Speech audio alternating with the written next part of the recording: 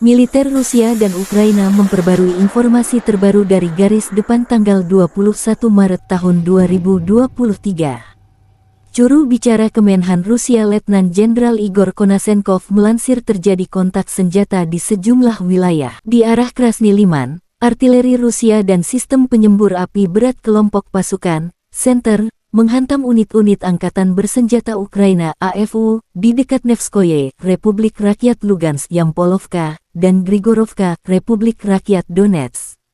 Sebanyak 60 tentara Ukraina, 2 kendaraan tempur lapis baja, dan howitzer D-20 dan D-30 dinetralkan ke arah ini. Igor Konasenkov melansir secara total 403 jet tempur angkatan bersenjata Ukraina, 223 helikopter, 3.502 kendaraan udara tak berawak dihancurkan.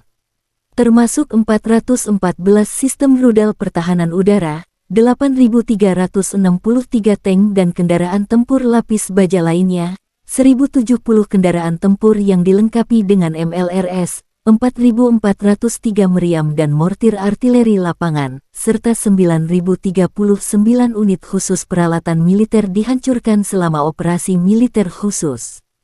Dari kubu terpisah, Kementerian Pertahanan Ukraina mengatakan dalam sebuah pernyataan Rusia kehilangan 960 prajurit dalam satu hari.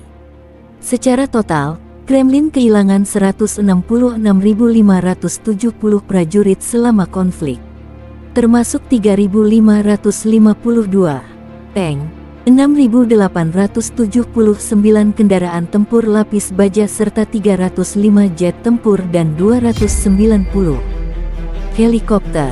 Presiden Ukraina Volodymyr Zelensky menyambut Perdana Menteri Jepang Fumio Kishida di Kiev. Zelensky menyebut Jepang mitra strategis selama ini.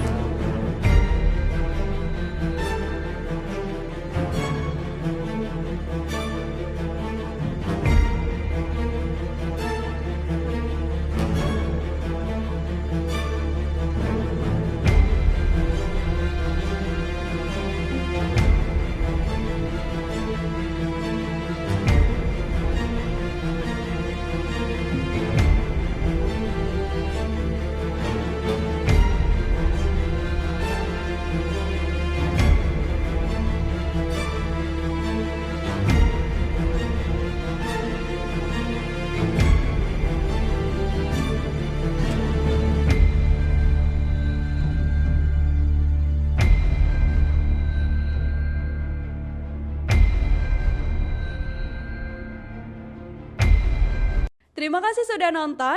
Jangan lupa like, subscribe, dan share ya.